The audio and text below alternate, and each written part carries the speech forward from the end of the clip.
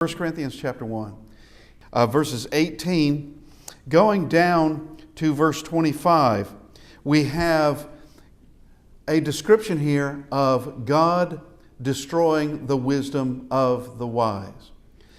And we can think well of ourselves. And we can think of ourselves as being able to figure something out, or be able to have the wisdom that is pretty good in this life. Going through a school of hard knocks, or someone who lifts themselves up by their own bootstraps. But are you wiser than God? Well, no one is. No one can be. Whether you're just one of the rest of us here upon the earth, or you're an angelic being. There is no one who is wiser than God. And we begin, let's just look, 1 Corinthians chapter 1, verse 18, and this concerns the message of the cross. For the message of the cross is foolishness to those who are perishing, but to us who are being saved, it is the power of God.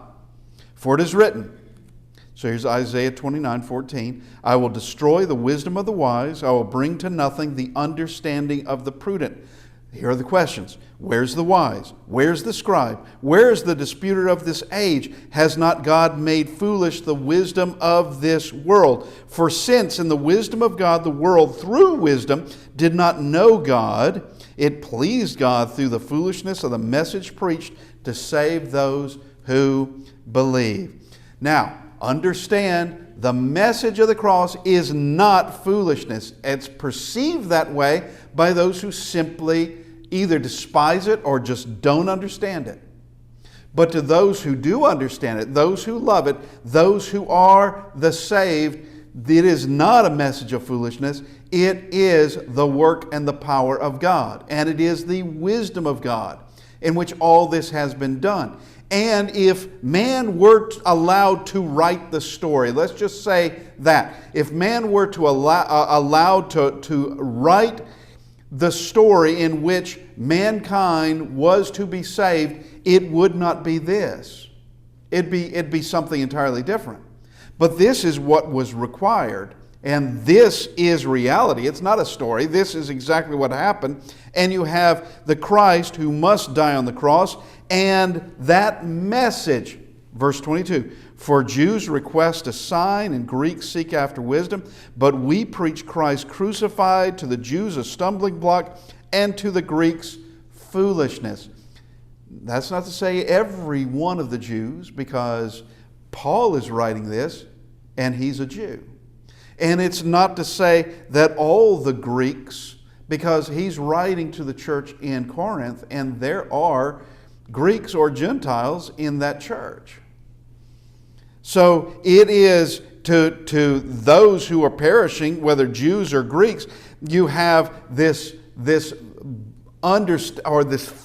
that the message is just foolish. But to those who are called, both Jews and Greeks, Christ, the power of God, and the wisdom of God. Because the foolishness of God is wiser than men, and the weakness of God is stronger than man. And that's not to say that God is foolish or weak ever. But everything He does is absolute. Everything He does is perfect. We have been discussing some things in our Proverbs class, that one can make wise decisions, but there can be decisions that are in fact wiser still. Taking in more consideration, taking in more things, and there can be what could be definitely called the perfect decision, which for us, I don't think we could ever come with a perfect decision ever, but God does. God always brings about the perfect decision. Now, let's talk about Him destroying the wisdom of the wise, because that is precisely what He does. Those that think themselves as wise, those that think themselves as standing, take heed lest you fall. Well, they fell in the thought that somehow they are wise enough to know the absolute truth, wise enough to know that something like the message of the cross is foolishness. They have in fact fallen altogether. But let's go to Isaiah, if you would. Isaiah chapter 55. Isaiah 55, and we'll begin in verse 8. For my thoughts are not your thoughts, nor are your ways my ways, says the Lord. So his thoughts are different than ours. His ways are different than ours. And that's, okay, if we were just to stop there, all right, so they're different. But it doesn't stop there. He shows how they're different in the very next verse. Verse 9, for as the heavens are higher than the earth, so are my ways higher than your ways, and my thoughts than your thoughts. Showing this contrast between what we think and the things that we do compared to what God thinks and what He does. Let's go to Psalm 147. Psalm 147 very quickly, and verse 6. The Lord lifts up the humble, He casts the wicked down to the ground. Someone that believes themselves to be wise, and they're wise in their own eyes, they're wise in their own ways, they are the ones He's going to cast down.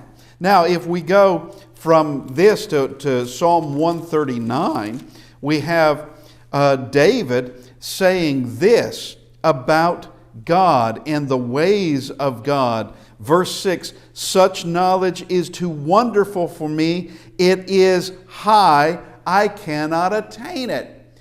He realizes that in thinking about the abilities of God, in thinking of what He has done, what He can do, what He will do, it is beyond David's ability to comprehend it. He knows God can do it, but it's beyond his ability to really understand all there is to know about it, and know how, and to know everything there could be. And it's too wonderful for him. It's too great for him. He can't attain it. It's out of his ability to actually fully comprehend. Now we go to Exodus chapter 14. And we're just going to look at some things. One, is God destroying the wisdom of the wise? Those, and understand, that's not the wise following God's wisdom. These are the individuals or even groups that believe themselves to be wise, but God knows better. And we have Pharaoh. Here, the Pharaoh of the Exodus, an extremely wicked, hard-hearted man, stubborn sort of man, to an incredible degree. It took through 9 plagues, that would be water to blood, that would be flies and frogs and boils, there would be darkness, there would be all these things happening. And once it's over, he doesn't care. He's unmoved. It took the death of the firstborn hitting Egypt, and that would have hit hard. Every family has a firstborn. Every family. And that would have hit adults, that could have hit the very old and the very young. Everyone would have felt it, and everyone would have been weeping and in great astonishment. And it's only then that he lets them go. But then his heart is hardened as it always had been. He lets them go, but they're not going the direction he thought they would. They are heading to a place where they could easily be trapped. And notice Let's just begin in Exodus 14, verse 1. Now the Lord spoke to Moses, saying, Speak to the children of Israel that they turn and camp before Pi-hahiroth, between Migdol and the sea opposite Beth Zephon, and you shall camp before it by the sea. Look at this, what God is doing. He's setting a trap. For Pharaoh will say of the children of Israel, they are bewildered by the land. The wilderness has closed them in. They're easily trapped now. Well, you just got rid of them. And he has a nation that's being decimated. He has a nation where the people, they don't want Israel back. They gave them very good gifts because they feared them, and they wanted to usher them out the door. They don't want them back, but Pharaoh does. Pharaoh is actually, let's just go to verse 4. Then I will harden Pharaoh's heart so that he will pursue them, and I will gain honor over Pharaoh and over all his army, that the Egyptians may know that I am the Lord. And they did so. Now it was told the king of Egypt that the people had fled, and the heart of Pharaoh and his servants was turned against the people, and they said, Why have we done this, that we have let Israel go from serving us? Then he gathers his chariots together, and they go after Israel. It didn't take long for this man to get right back into the same kind of failure he's been doing, the same kind of mentality that somehow he knows that this idea of they are bewildered by the land. You just witnessed all of these destructive incidents in your land. You know Moses was the one speaking to you, and through the God of Israel, these things were being done, and then these things were being stopped. You know that. Leave him alone, but he's not.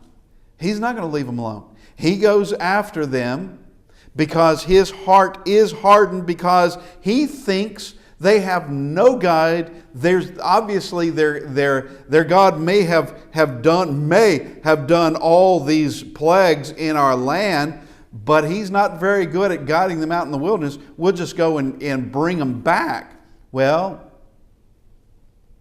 not only do they not bring them back, they're not coming back. And I mean Pharaoh and his army. Pharaoh and his army won't be returning to Egypt. They're going to die in the Red Sea. And here we have someone who is wise in their own eyes, someone who thinks they can overpower the will of God. Somehow they think they can do that, but he is wrong. Now we go to Romans chapter 1. And here, now we're going to be talking about an entire group, not just Pharaoh and the men around him. This is a large group. In Romans chapter 1, we see, we'll just begin in verse 18, For the wrath of God is revealed from heaven against all ungodliness and unrighteousness of men who suppress the truth in unrighteousness. Because what may be known of God is manifest in them, for God has shown it to them.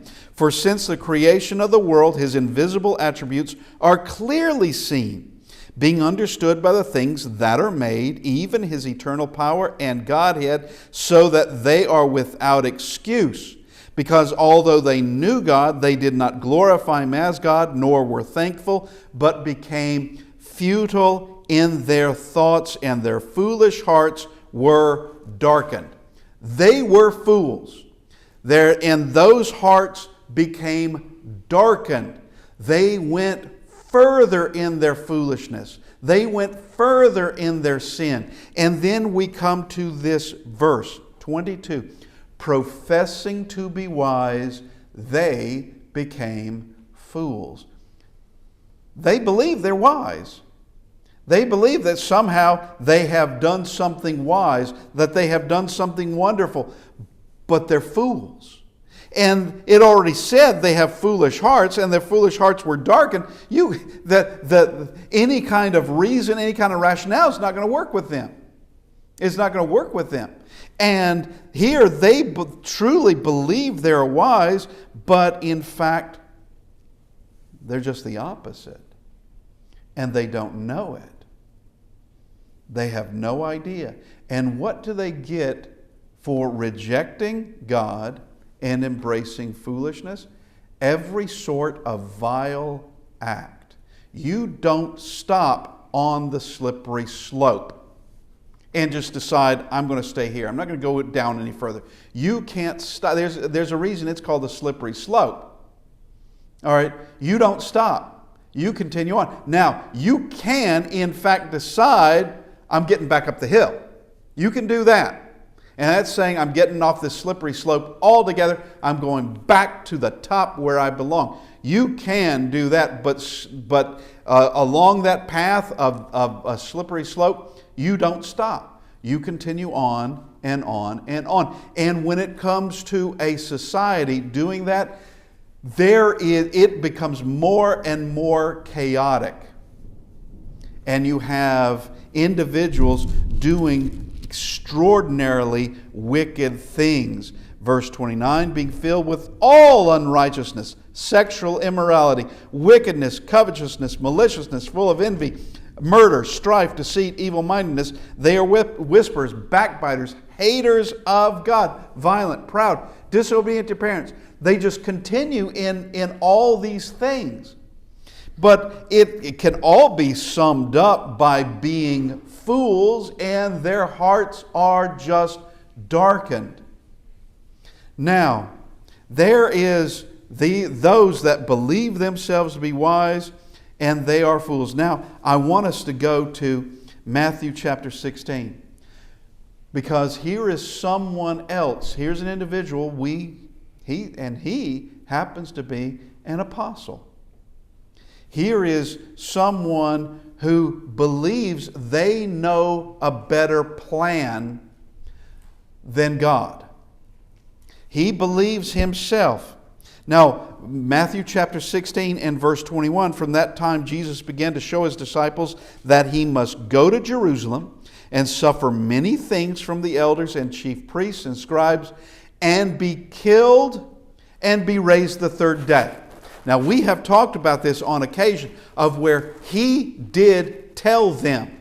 And in this, there's some bad news, but in this is good news. Bad news is he's going to be killed. He's going to suffer many things. The good news is being raised the third day. Now, there had to be a reason for this. There had to be, and there is. And it's that message of the cross. Now we get Peter, who does not fully comprehend. Peter, who thinks he knows better. Verse 22, then Peter took him aside and began to rebuke him. You're going to rebuke the Christ for what he just told you is going to happen, and in fact it has to happen. This has to happen. He begins to rebuke him, saying, far be it from you, Lord, this shall not happen to you. Well, that is the wisdom of this world. That's not coming from God. That's not being obedient and compliant to the will of God. Whatever your will is, let that be done. I will not stand in the way. I will be one that knows it's going to happen and will wait for it to happen. And also wait for that third day where he rises again. Now I'm speaking well after the fact. But in that particular day, there's under pressures, and it would be social pressures and dangers, and there would also be just this matter of not knowing exactly where this is headed, though he's telling them where it's heading. He's telling them. And in a lack of faith, they're not really believing it. I mean, that's what it comes down to. Or they're trying to think, what does it mean that he's raised the third day? But notice what Jesus says. Verse 23, but he turned and said to Peter, "Get behind me, Satan. You are an offense to me, for you are not mindful of the things of God, but the things of men." That's all you're mindful of. That's all you quite understand. And I want us to just turn briefly to Psalm 110. Psalm 110. Because there are some promises here that can only occur if the Christ does his complete duty. Now, we have prophecies concerning the crucifixion. We have that. Now, this isn't one of those prophecies. This is a different prophecy. And this is God saying things that can only be said if Christ completes his mission. The Lord, that is Jehovah, said to my Lord, "Sit at my right hand till I make your enemies your footstool." So the Lord of David, because this is a Psalm of David, the Lord of David is told by Jehovah to sit at his right hand till Jehovah makes the enemies his footstool. All right? That is a prophecy with Christ ascending into heaven after he has been crucified, buried, and resurrected. Then, after 40 days from that, from his crucifixion, he ascends into heaven, and there he is seated at the right hand of God. But we continue on. The Lord shall send the rod of your strength out of Zion, rule in the midst of your enemies. He can't have all authority until he is crucified. He cannot. Because it's only after the crucifixion and the resurrection that he says, all authority has been given to me in heaven and on earth. He doesn't say that prior to the cross. He doesn't say that then. But after the cross, he can say that. And now he is going to be ruling in the midst of his enemies. Verse 3, your people shall be volunteers in the day of your power, in the beauties of holiness. From the womb of the morning you have the dew of your youth. Your people shall be volunteers. Your people, what people would that be? He can only establish his kingdom. How? By his blood. That's it. There is no other way. He can't have a people except that he dies. He can't. He can't have a kingdom except that he dies. He cannot have a testament. He cannot have a law except that he dies, and it must be his death on the cross. Now, we come to verse 4. And verse 4 is an extraordinary verse, and it is one that is picked up and shown in Hebrews chapter 5 and in chapter 6. The Lord has sworn and will not relent. You are a priest forever according to the order of Melchizedek. That can only happen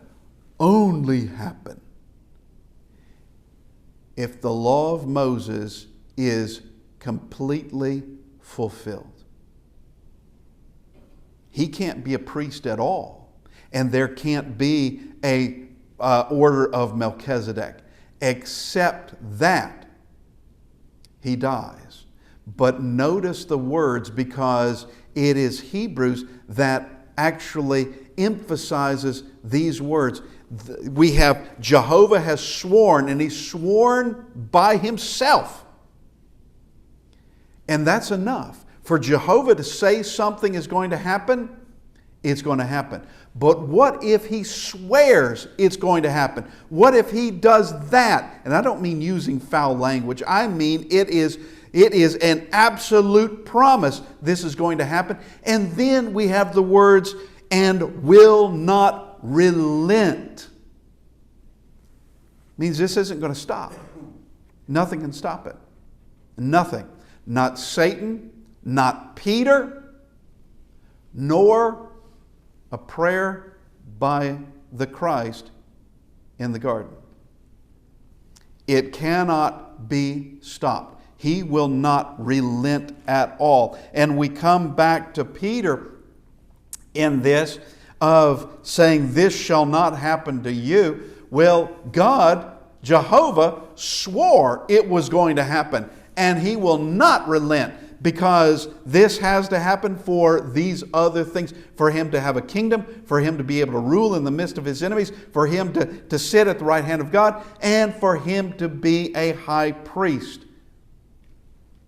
All of this is hinging on what happens at the cross.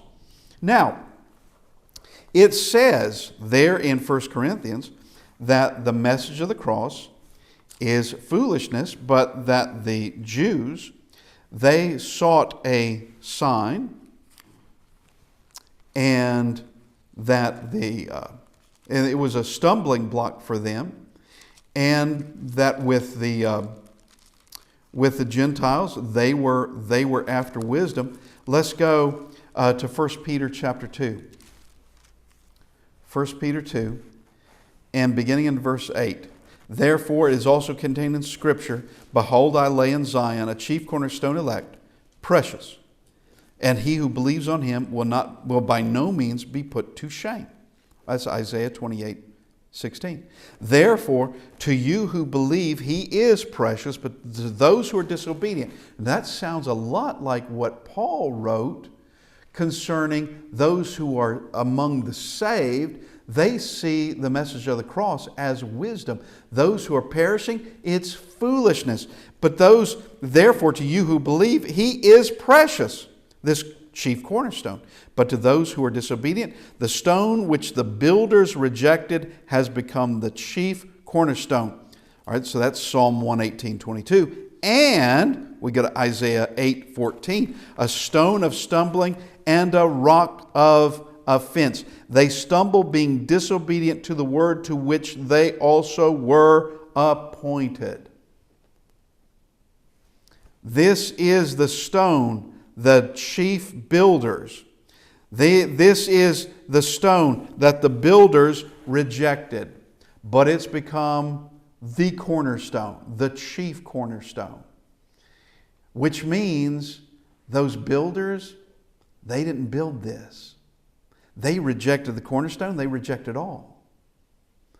So you have this wisdom of God, and what God is building, what God has done, is rejected, and it's rejected outright as being foolishness. It's this stumbling block. Now we go to Acts chapter 17. Acts 17, and we see where Paul is speaking to the Athenians there on Mars Hill. Verse 32, and when they heard of the resurrection, that is, those listening to Paul. You have the Epicurean, Stoic philosophers. When they heard of the resurrection of the dead, some mocked, while others said, we will hear you again on this matter. The message of the cross does include the resurrection. The message of the cross is salvation.